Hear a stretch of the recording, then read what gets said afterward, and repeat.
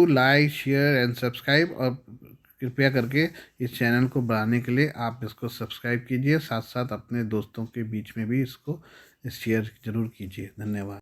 Good evening friends, आज की update कुछ इस प्रकार से है। भारत ने नेपाल के लिए नया हवाई मार्ग खोलने से साफ इनकार कर दिया है। भारत का यह फैसला नेपाली प्रधानमंत्री पुष्प कमल दहल प्रचंड नई दिल्ली की यात्रा के बाद भी नहीं बदला है। नेपाल ने भारत के इस इनकार को क्षेत्रीय विकास और सहयोग को बढ़ावा देने की प्रतिबद्धता को झटका बताया है। नेपाल का दावा है कि भारत के इस निर्णय का नेपाल की अर्थव्यवस्था पर हानिकारक प्रभाव पड़ा है। दरअसल नेपाल ने चीन की मदद से 2 हवाई अड्डे बहरवा और पोखरा में बनाया है। अब नेपाल की चाहत इन हवाई अड्डों से भारत के हवाई क्षेत्र का इस्तेमाल करते हुए अंतर्राष्ट्रीय उड़ानें शुरू करने की है। भारत पहले से ही नेपाल में चीन की मौजूदगी पर आपत्ति जताता रहा है। इन दोनों हवाई अड्डों का निर्माण भारतीय कंपनियों भी कर सकती थी, लेकिन नेपाल ने चीन को चुना। चीन ने इन दोनों हवाई अड्डों का निर्माण बेल्ट एंड रोड इनिशिएटिव के माध्यम से किया है। ऐसे में इन हवाई अड्डों से भारत की सुरक्षा को भी खतरा पैदा हो सकता है। चीन की इन हवाई अड्डों के जरिए भारत की जासूसी का काम अंजाम दे सकता है। इसके अलावा नेपाल में बुनियादी ढांचे के निर्माण को बढ़ाकर चीन कर्ज का पहाड़ भी ला सकता है।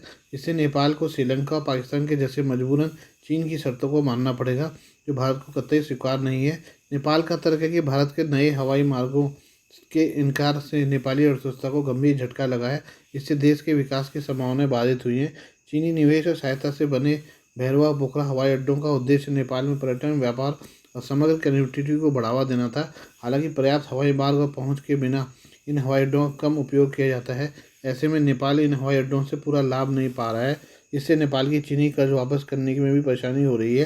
नेपाल में राजशाही के खत्म होने के बाद प्रजातंत्र आया है, लेकिन इससे सबसे बड़ी हिस्सेदारी कम्युनिस्ट पार्टियों को मिली, जो पहले हथियारबंद गिरोह चलाते थे। ये कम्युनिस्ट पार्टियां परंपरागत रूप से चीन की करीबी है। ऐसे में केपी शर्मा ओली जैसे नेता भारत से अधिक चीन को महत्व दे रहे हैं। उनके ही कार्यकाल में इस हवाई अड्डे का निर्माण का काम पूरा हुआ था।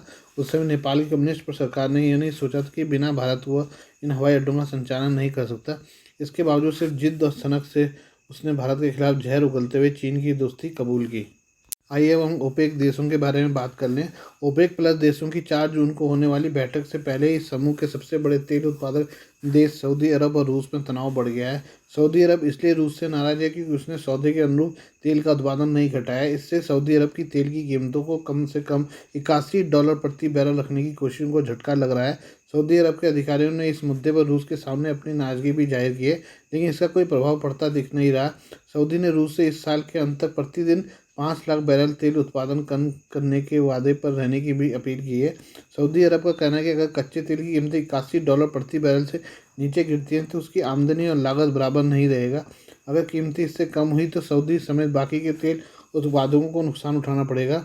वहीं रूस जोर देकर कह रहा है कि वह योजना के अनुसार अपने तेल उत्पादन में कटौती कर रहा है, लेकिन एक्सपर्ट्स की इस पर यकीन नहीं है, क्योंकि रूस ने अपने तेल उत्पादन के बारे में आधिकारिक रिपोर्टिंग को बंद कर दिया है। ऐसे में टैंकर ट्रैकिंग डेटा के आधार पर रूस के तेल उत्पादन का अनुमान लगाया जा रहा है। विशेषज्ञों की राय है कि टैंकर डेटा बता रहे हैं कि रूस वादे से कहीं ज़्यादा कच्चे तेल का निर्यात अंतर्राष्ट्रीय बाजारों में कर रहा है। रूस विशेष रूप से एशियाई बाजारों जैसे कि भारत और चीन की तेल की आपूर्ति बढ़ा रहा है। इन देशों में तेल निर्यात के मामले में अभी तक सऊदी अरब और अन्य मध्य पूर्व के देशों का प्रभुत्व था। रूस इसी साल सऊदी अरब को पछाड़कर चीन को तेल निर्यात के मामले में सबसे बड़ा देश बना है। वोडेक्सा डेटा के अनुसार रूस अपने दोस्त भारत को इतना तेल बेच रहा है जितना सऊदी अरब और इराक मिलकर नहीं बेच रहे। इस कारण सऊदी अरब हताश है, क्योंकि उसे समझ नहीं आ रहा है कि वो सबसे महत्वपूर्ण तेल आयात करने वाले क्षेत्र एशिया के बाजारों में अपनी हिस्सेदारी को कैसे बढ़ाए। सऊदी अरब की 5 लाख बैरल प्रतिदिन उत्पादन का फॉर्मूला भी कच्चे तेल की कीमतों को उठाने में विफल रहा है। अप्रैल की शुरुआत में ओपेक प्लस देशों ने तेल उत्पादन में कटौती की घोषणा की थी। रूस एशिया की 2 शीर्ष तेल आयातकों देशों भारत और चीन को भारी मात्रा में तेल बेच रहा है।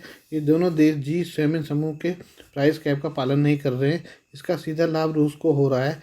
G7 के देशों ने रूस से कच्चे तेल की कीमत को $60 प्रति बैरल फिक्स किया हुआ है। G7 में मुख्यतः अमेरिकी समर्थक पश्चिमी देश शामिल है। इनकी कोशिश है कि रूस की तेल की कीमतों को इतना कम कर दिया जाए कि बेचने के बावजूद उसे नुकसान हो, लेकिन भारत और चीन G7 के इस प्राइस कैप को नहीं मान रहे। इस महीने की शुरुआत में अंतर्राष्ट्रीय ऊर्जा एजेंसी IEA ने कहा कि रूस अपने तेल उत्पादन में 5 लाख ppd की कटौती करने में अब तक विफल रहा है। IEA ने यह भी कहा था कि रूस अपने कच्चे तेल का उत्पादन बढ़ाकर प्रतिबंधों के कारण राजस्व को हुए नुकसान की भरपाई कर रहा है। रूस यह भी संकेत दे रहा है कि वह ओपेक प्लस समूह के अपने भागीदारों को तेल उत्पादन में कोई भी बदलाव न करने के लिए मना लेगा, क्योंकि मॉस्को तेल की मौजूदा कीमतों और उत्पादन कोटा से संतुष्ट है।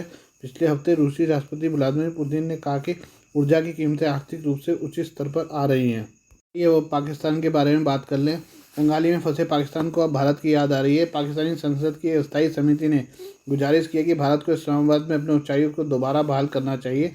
इस समिति ने पाकिस्तान सरकार को भी भारत में अस्थायी उच्चायुक्त भेजने की अपील की है। पाकिस्तान ने भी अगस्त 2019 में जम्मू और कश्मीर से अनुच्छेद 370 के खात्मे के बाद दिखावा करते हुए अपने उच्चायुक्त को वापस बुला लिया था और राजनयिक संबंधों को घटा दिया था। भारत हमेशा से कहता है कि सीमा पार आतंकवाद के खात्मे के बिना पाकिस्तान से कोई भी द्विपक्षीय वार्ता नहीं होगी। उधर पाकिस्तान खुद को आतंकवाद का सबसे बड़ा पीड़ित देश बताता है। पाकिस्तानी संसद नेशनल असेंबली की विदेश मामलों की अस्थायी समिति ने बुधवार को सिफारिश की थी कि पाकिस्तान और भारत दोनों को एक दूसरे की राजधानी में उच्चायुक्तों को बहाल करना चाहिए। नेशनल असेंबली सचिवालय के आधिकारिक बयान के अनुसार मोहसिन डावर की अध्यक्षता में समिति को विदेश मंत्री की हाल की भारत यात्रा के बारे में जानकारी दी गई। इस दौरान पाकिस्तानी सरकार ने बताया कि एससीओ के विदेश मंत्रियों की परिषद में पाकिस्तानी विदेश मंत्री की भागीदारी से एससीओ की प्रासंगिकता को फिर से पुष्टि की है। पाकिस्तान ने बताया कि वह एससीओ के जरिए क्षेत्र की शांति, सुरक्षा, आर्थिक समृद्धि और कनेक्टिविटी को महत्व देता है। पाकिस्तान सरकार ने संसद की विदेश समिति को बताया कि एससीओ के सदस्य देश द्विपक्षीय संबंधों को एससीओ के मंच पर नहीं लाते हैं। इसके बावजूद पाकिस्तानी विदेश मंत्री ने एससीओ के मंच से आतंकवाद को रोना रोया था। इतना ही नहीं, उन्होंने कश्मीर पर भी अंतर्राष्ट्रीय कानून और सुरक्षा परिषद के प्रस्तावों का जिक्र किया था। बिलावल ने कहा कि आतंकवाद के मुद्दे पर दोनों देशों को मिलकर बातचीत करनी चाहिए। इसके बाद भारतीय विदेश मंत्री एस जयशंकर ने बिलावल भुट्टो जरदारी को एससीओ के मंच पर ही खूब सुनाया। जयशंकर ने पाकिस्तान को आतंकी की इंडस्ट्री का प्रवक्ता और उसे बढ़ावा देने वाला बताया। कहा कि पाकिस्तान से बातचीत जैसी कोई स्थिति नहीं बन रही है। भारत और पाकिस्तान के बीच सबसे ज़्यादा कूटनीतिक मुलाकात मई की शुरुआत में गोवा में आयोजित एससीओ की बैठक के दौरान हुई थी। एससीओ की बैठक में हिस्सा लेने के लिए पाकिस्तानी विदेश मंत्री बिलावल भुट्टो जरदारी भारत आए थे। 2016 के बाद ये पहला मौका था जब पाकिस्तान की तरफ से कोई मंत्री भारत आया था। इस दौरान दोनों पक्षों के बीच तीखी बहस हुई थी। उधर भारत सरकार भी आतंकवाद पर रोक के बिना वार्ता करने को तैयार नहीं है। ऐसे में कई विशेषज्ञों की राय है कि भारत और पाकिस्तान में फिलहाल सामान्य राजनयिक संबंध बहाल नहीं हो सकते हैं। चीन के एक हिस्से में तनाव बढ़ रहा है क्योंकि मस्जिद को तोड़े जाने को लेकर हुई मुस्लिम समुदाय और पुलिस आमने सामने। एक मस्जिद को आंशिक रूप से गिराने की योजना को लेकर यूनान प्रांत के नागू शहर में भड़की हिंसा और झड़पों के बाद चीन ने सैकड़ों पुलिसकर्मियों को तैनात कर दिया है। बड़ी संख्या में मुसलमानों को गिरफ्तार कर लिया गया है। चीन का मुस्लिम अल्पसंख्यकों पर अत्याचार का पुराना रिकॉर्ड है। इसका उदाहरण देश के उइगर मुस्लिम है। एक स्थानीय निवासी ने सोमवार को बताया कि चीनी अधिकारी यूनान प्रांत के नागू शहर में जिनजियांग मस्जिद की चांद मीनारों और गुंबद की छत को गिराने की अपनी योजनाओं के साथ आगे बढ़े। यह क्षेत्र अल्पसंख्यक मुस्लिम समुदाय हुई के एक बड़े हिस्से का घर है जो पुलिस के एक्शन के कारण अब दबाव में है। शनिवार को पुलिस अधिकारियों ने डंडों के साथ भीड़ को मस्जिद के बाहर खदेड़ दिया। झड़प के कई वीडियो सोशल मीडिया पर शेयर किए गए। एक स्थानीय महिला ने कहा कि वे जबरन विध्वंस करना चाहते हैं, इसलिए यहाँ के लोग उन्हें रोकने गए थे। महिला ने कहा कि अगर वे इसे नीचे गिराने की कोशिश करेंगे तो हम निश्चित रूप से उन्हें ऐसा नहीं करने देंगे। दो प्रत्यक्षदर्शियों ने कहा कि पुलिस ने इस घटना को लेकर अज्ञात संख्या में गिरफ्तारियां की हैं और सोमवार तक कई सौ अधिकारी शहर में थे। इस पूरे घटनाक्रम से इलाके में तनाव काफ़ी बढ़ गया है।